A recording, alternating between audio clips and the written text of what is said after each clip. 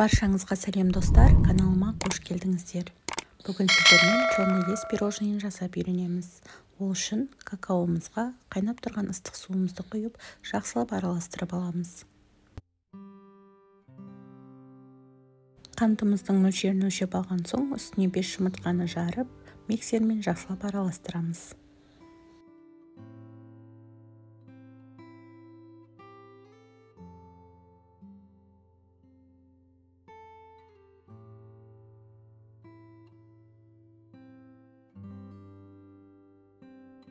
Жұмыртқамыз ағарғанша араластырып, үстінен сұйық майымызды, алдын ала дайындалған какаомызды салып, бірге қосып араластырамыз.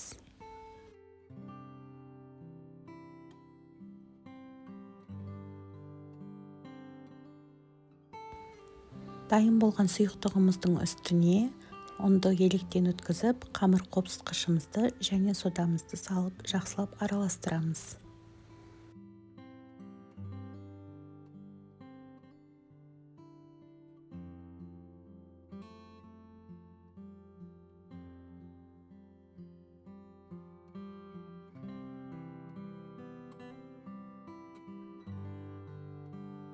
Корждарымыз бірдей болып пісу үшін алдын ала 2 ыдысқа теңдей етіп бөліп аламыз.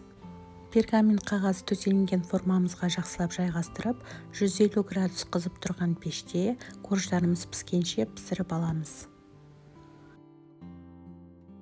Корждарымыз көтерілген соң, зубочистканың көмегімен піскенін тексеріп аламыз. Дәл осылай екінші коржымызды пісіріп аламыз. 2 коржымыз суығанша начинкасын дайындауға кірісеміз. Үйдегі вишняның вареньесіне 1 шай қасық кукурузный крахмалымызды қосып, газда жақсылап қайнатып аламыз. Кремне творожный сыр, 33% сливки және сахарный пудраны қосып, жақсылап араластырамыз. Осылайша корждарымыз және начинкасын жасап қойған вишнямыз суыған соң, пирожныйымызды жинаймыз.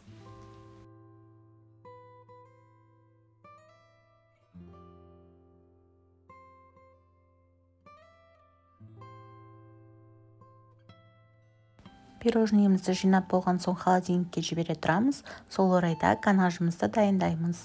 Ол үшін бізге Қазақстан шоколады, кішкене сары май және 33% сливки қажет болады. Газда жақсылап ерітіп, суытып аламыз.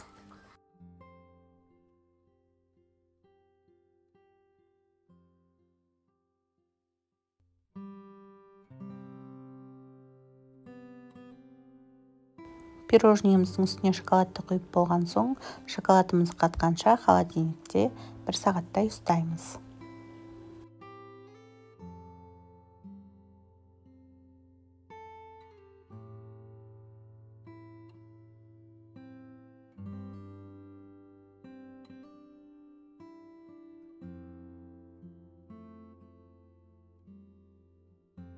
Пирожныйымызды әр кескен сайын пышағымызды салқын суға салып отырамыз.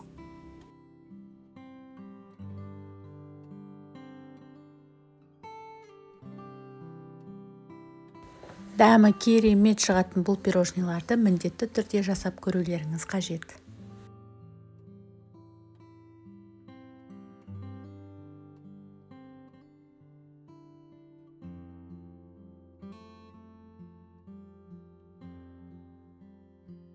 Сіздерге видео ұнаса, лайк басып, маған тіркелуді ұмытпаңыздар.